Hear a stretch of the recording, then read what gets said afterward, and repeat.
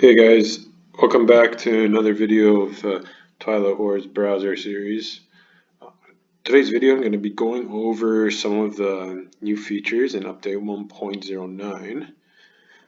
Update 1.09 is mostly some quality of life changes as well as some bug fixes. No real game components have been added in, so unlike the last video, this one should be much shorter. There won't be as much to go over. So let's see, let's head over to our games tab. And there's a couple of features that I want to show you. So we'll start with this one of the new setup features. And this was suggested by some people a while ago. And basically it's an auto placement feature for your starting units. So I think that one of the consistent feedbacks we've gotten is that the starting placement can be a little bit tedious, having to click through each of the units. So what we've done is we've added in an automatic placement button. You can't really miss it, it's pretty big. Now, the old methodology of placing your starting units is still there. So if I wanted to, I could just go through this like normal, right? If I want to customize which planets I want my infantry on, which planet I want my PDS on, I can reset. What the automatic placement will do is it's obviously going to take all your ships and put them in the space region automatically. And then it's going to take all your infantry and place them on the planet with the highest resource value. And it'll place none on other planets. It's going to take your space dock and place it on the planet with the highest resource value, because that obviously makes the most sense for a space dock. Space dock's production do rely on the resource value of a planet. For Clan of Sar, it'll just put it in space, because that's the only place it can go. And for the PDS, if you only have one PDS, it's going to put it on the same planet as that space dock, so the one with the highest resource value. If you have multiple space docks, then it'll place it on the next available planet. So for example, the University of Jolnar, both PDSs won't go on one planet, it'll split. And yeah, if you don't like that automatic placement setup, then you can just go ahead and distribute as you see fit and customize it. Yeah, so if I just click automatic placement, we'll see that's exactly the confirmation prompt I get. All this units on the space area. On Maluk, I don't have any units because all my infantry, my one PDS and my one space dock are going to go on Drua, because that is the high resource planet. And yeah, you can go ahead and confirm that. And then all your units, just like normal, will be there, just as you place them. PDS, space dock, and the 4 infantry there. So that's the first feature that I wanted to go over. If we hop out of this game now, a couple other features I'll show you here are in this other game.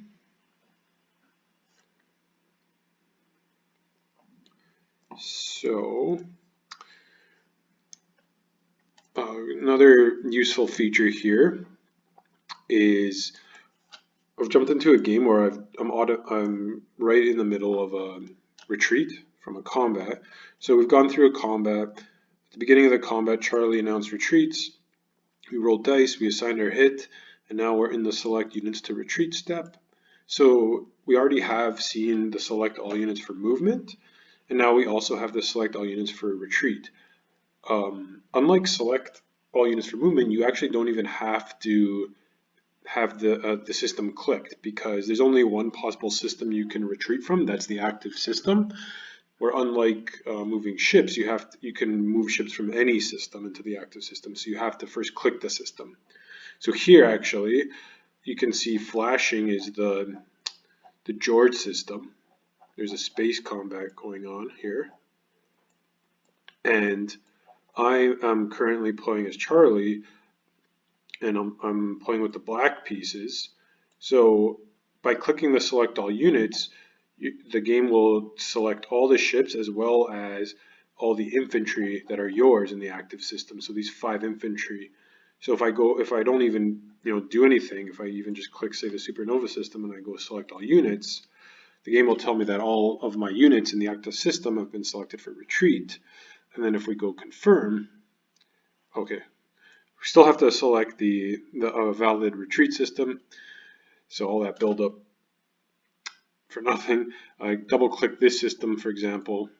Now go click the supernova, select all units, and then if I go to confirm, I can see I have 1, 2, 3, 4, 5 infantry, the 2 fighters, the destroyer, and the 2 carriers, and I can undo that as normal, right?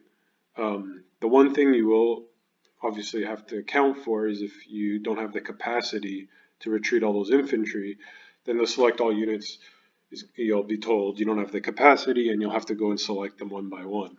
But for the most part here, this is going to be quick, and then you can go confirm, and then you can see that all my infantry have been taken from the planet automatically, and all my ships. So there's my 5 infantry in space, and so that's automatically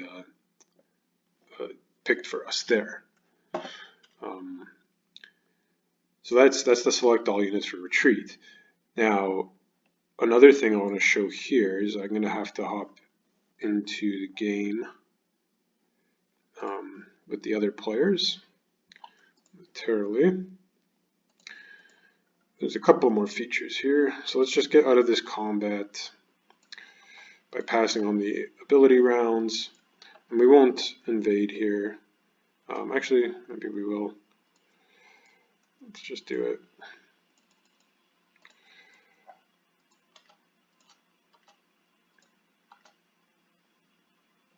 Yeah, okay. So, right, because we're Clan of Sar, this is good because I want to show a new log, a couple of new features in the logs. So I can use production here because I have that floating factory. So let's go ahead. Well, first we'll pass on the ability round, and let's just build. Maybe we'll build. We'll spend 2 resources to build 2 fighters and 2 infantry. I think that'll work. Hopefully. Yep. Okay, good. So going into the game log now, one of the new features before that wasn't really present was you weren't able to see what kind of resources a player spent when producing units, as well as if you wanted to just look back on your own spending. But now we can see there's actually a cost summary here. So still you have Alice produce 2 infantry and 2 fighters in the George system. But now if we click on the cost summary, we can actually see that there's the 1 trade good we spent, as well as the planet card we exhausted. So it's a nice little way for some extra bookkeeping there for players, just to see, what has been spent. So that's a new log feature. The other feature I wanted to show you guys is a navigation feature. So these blue links, they show you the planet card and they do highlight the system, right? They've always done that. But one of the problems with the planet is it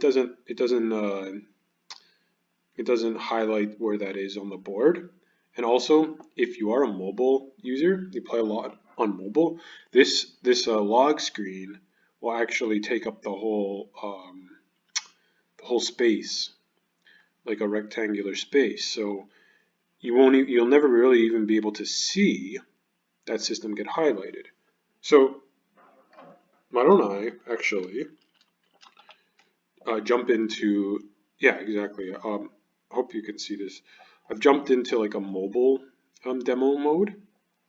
So this is how the app looks like, would kind of look like from a mobile user's point of view, right?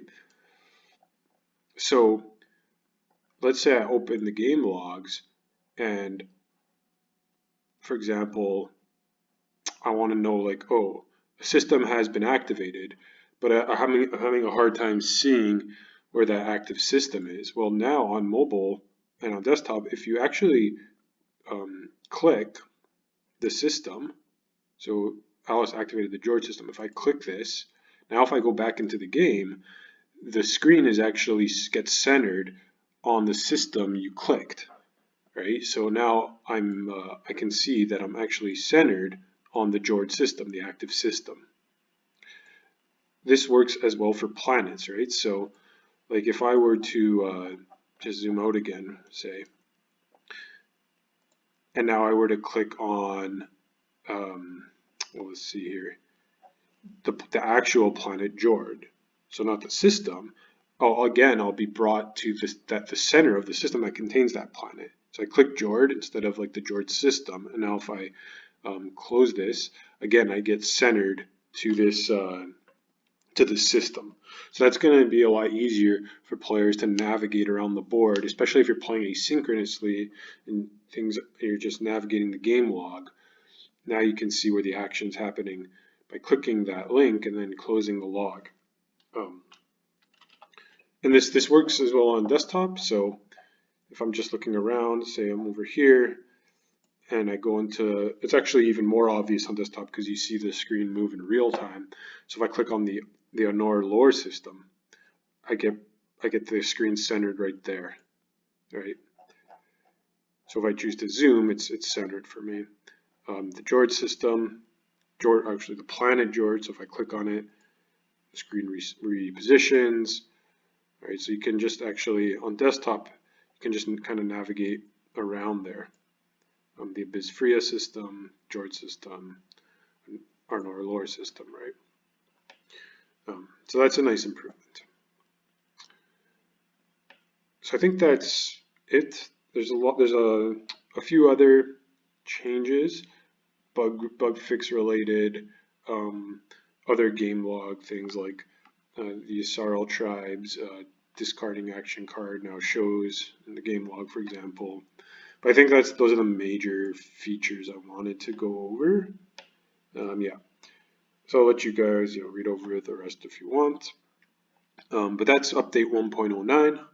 So hope it makes your lives a little easier. I know the mobile users have wanted that kind of, an easier way to recognize the active system, for example, for a while now. So I hope this helps. But yeah, I'll stop this video. Thanks for watching. If you're new to the app and you're not sure like how to get updates, I encourage you to join our Discord there, and especially you can give good feedback and report bugs. Otherwise, subscribing to the YouTube channel to get the most recent content like this video to know when updates go live. Otherwise, enjoy the rest of your day and we'll see you next time.